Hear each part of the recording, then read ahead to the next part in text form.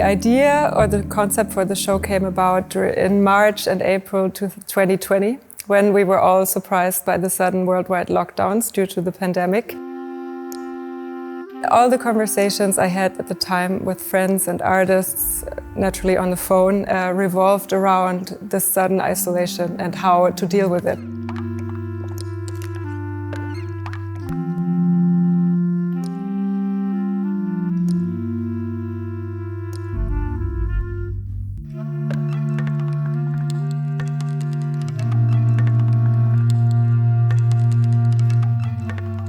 And I think in a way, when you're confronted with unprecedented situations, it's quite natural to turn to history and to art to see how humanity has dealt with situations like this before.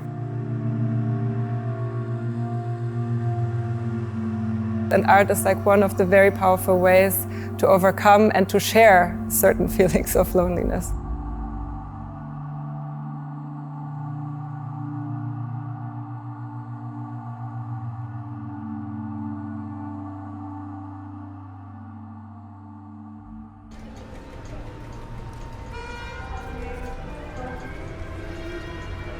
Sono strani giorni questi, di solitudine e isolamento.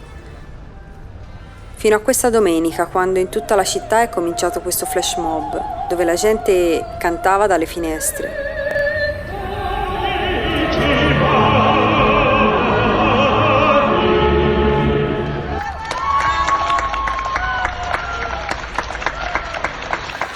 Yeah, I remember being very touched by the people singing from their balconies in Italy during their lockdown, which was truly awful what they went through, but I found it so moving that that's how they got through it, through song, you know, and calling across distance to one another. And that's something that is that I have in my own practice, where I've worked with distance and separation and these wide spaces, and so for me it really I was really touched by that.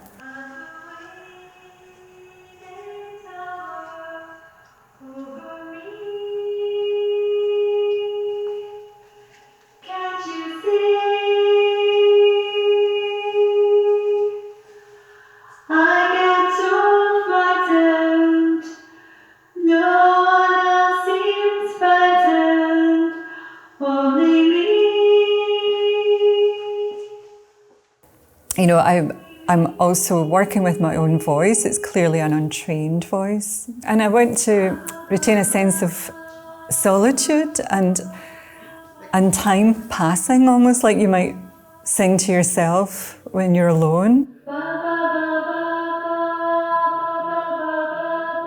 It is melancholic. I mean, it talks about isolation and separation and fear of the outside. So I was very happy with how that resonated with this space that we put the work in, and I think it's a perfect location.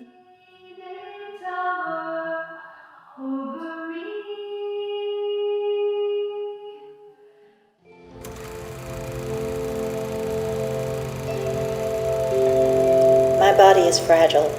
We fall in and out of portals. I am thin-skinned. We are rotten.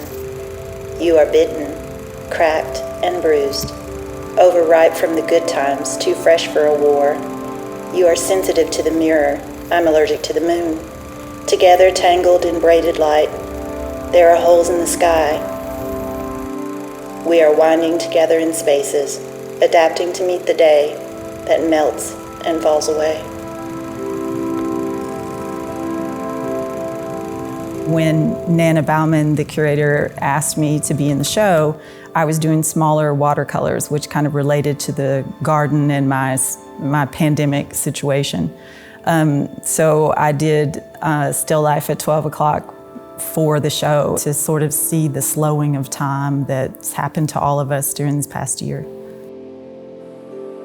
I was thinking a lot about where we stand with nature, and so obviously the feet, you know, come into play, and we just had to deal with our own fragility and these moments where you have to deal with nature trying to get you. And so there is this moment where you feel fragile, and we stayed at home, and Los Angeles became, we had fires too, so the sky would be orange and it felt very apocalyptic.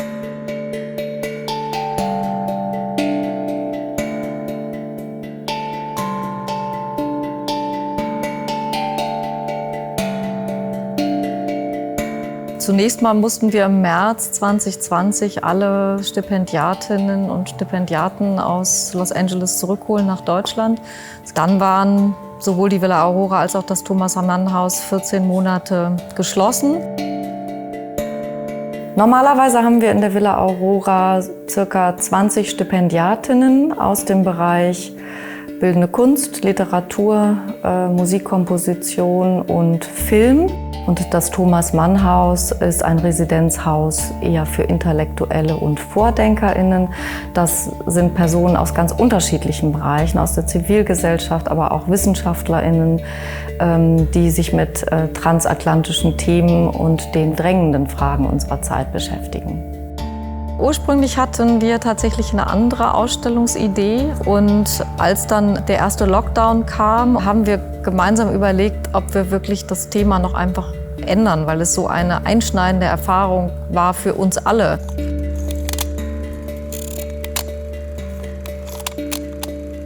Naturally, I think soon in this process, the idea of the hermit or the hermitage as a place for seclusion and isolation came to mind.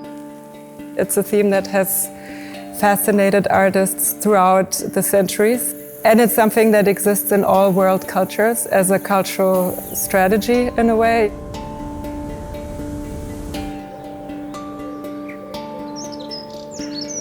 By my intimacy with nature, I find myself withdrawn from man. My interest in the sun and the moon, in the morning and the evening, compels me to solitude. Die Einsiedelei, also wo sich Menschen bewusst zurückziehen in einen Raum, wo sie isoliert sind, also in der Kulturgeschichte natürlich aus religiösen Gründen vielfach, aber eben auch aus künstlerischen Gründen. Und ich glaube, in diesem Sinne ist sowohl die Villa Aurora als auch das Thomas-Mann-Haus auch ein Rückzugsort, um wirklich konzentriert arbeiten zu können.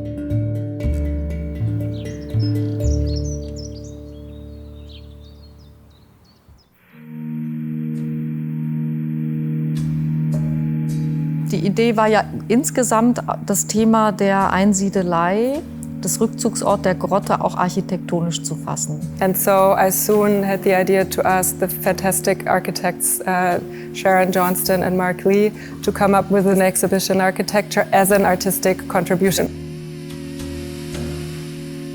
Well, the structure, the walls, are actually based on the walls of Villa Aurora in Los Angeles. Because we know that this whole program has to do with this interchange between Berlin and Los Angeles. We thought it's kind of right to put a relic of Los Angeles house into the space.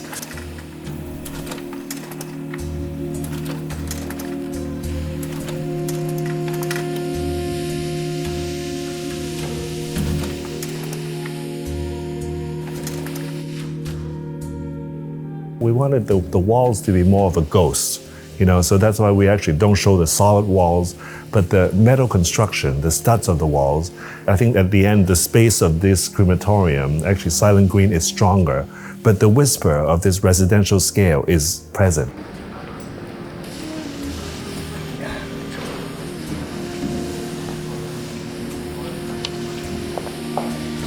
After the exhibition finishes in Berlin, it will travel to Los Angeles, to LAXART, where we present a quite altered version of the show because the spaces are vastly different.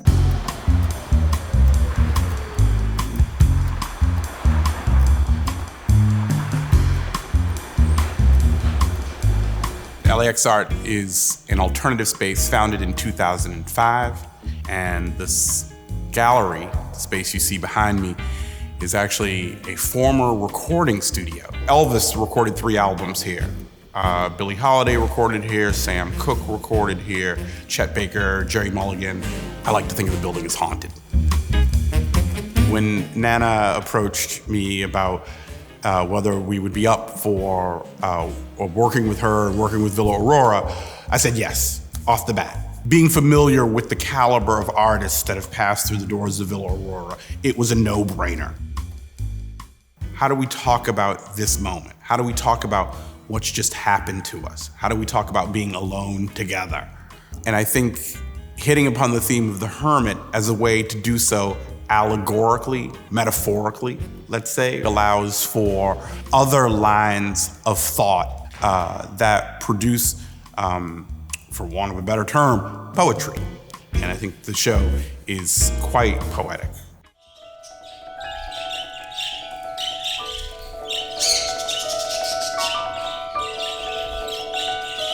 In der Arbeit Playing to the Birds, die auch eben in der Ausstellung zu sehen ist, sieht und hört man einen Pianisten, der in einem Konzertsaal ein Stück spielt. Von Franz Liszt, die Legende Nummer 1, die Vogelpredigt des heiligen Franz von Assisi. Und er spielt das Stück, aber eben nicht vor Menschen, sondern eben vor unterschiedlichen Singvögeln.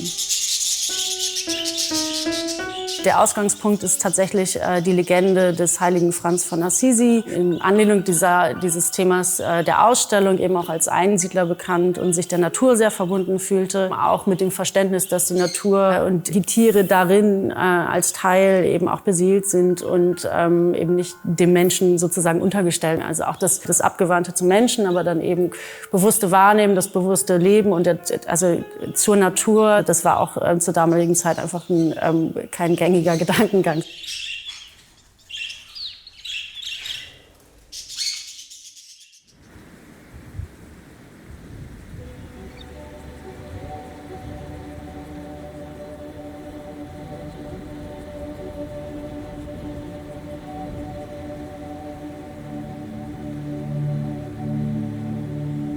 Everybody has their desert fantasy.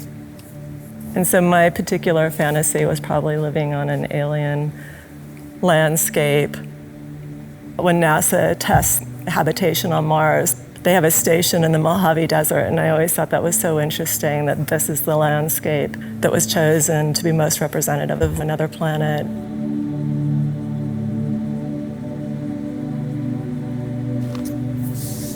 I'm so drawn to the frontier mentality and that idea of having to figure everything out from scratch. I really think that design should talk about life and living. And then I've always been really interested in how constructed our perception of time is. I've always wanted to make time tunnels. So I started just making all these models of like what they would look like and what would happen in them.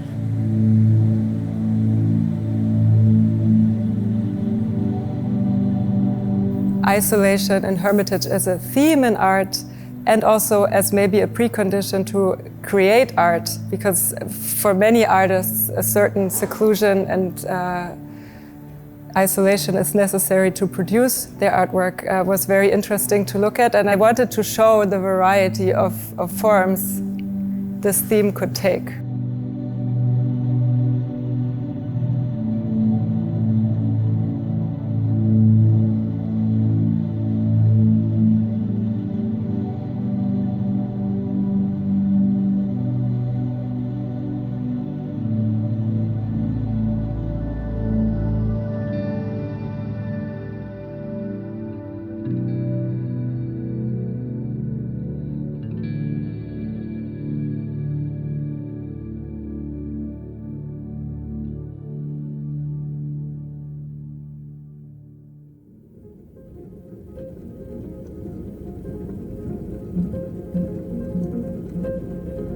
Sorry, could you say it again?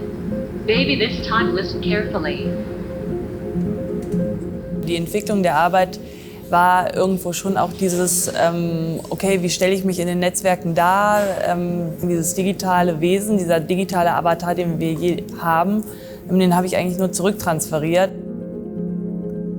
Gerade jetzt in den letzten 1,5 Jahren hat man das, glaube ich, schon gemerkt, wie viel auf einmal man digital kommuniziert hat, aber irgendwann hat es halt einem auch nicht mehr gereicht. Also das, glaube ich, ist schon etwas, was einen enorm prägt und auch also deutlich im Netz zu spüren ist. Dass es eigentlich eine Illusion ist und eigentlich ein Ort der Einsamkeit.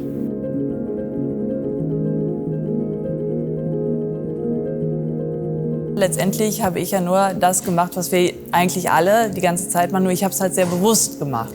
Es war ein sehr klarer Entschluss, okay, ich gebe jetzt alle meine Daten in einen Computer, in eine Software rein und es ist dann auch in der Welt, es ist dann ein Kunstwerk, es ist dann auch noch verbunden mit einem künstlichen Abbild meines Körpers. Da wird einem das schon nochmal, glaube ich, sehr, sehr klar und auch eben natürlich auch die Folgen, die das haben kann. Also was heißt das, wenn jetzt meine Daten irgendwie anders genutzt werden? Was passiert, wenn die Puppe eine Aussage macht, die ich nicht machen würde, aber eben auf der Basis von meiner Persönlichkeit? Und das ist schon ein bisschen schräg. Also. I haven't thought much about all the lonely people, so I don't have a good answer for you.